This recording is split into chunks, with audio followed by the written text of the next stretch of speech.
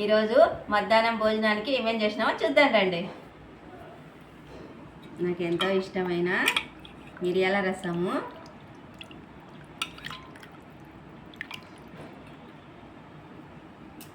అలాగే ఈరోజు శనివారం కదండి.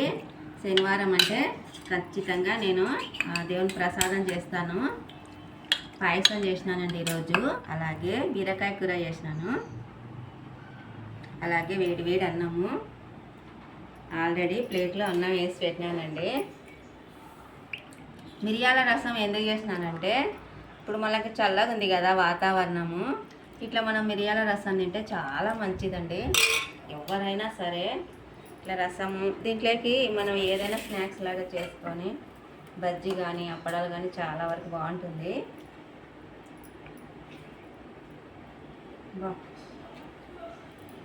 మిరియాలు వేసినప్పుడు మనం కారం తక్కువ వేయాలి.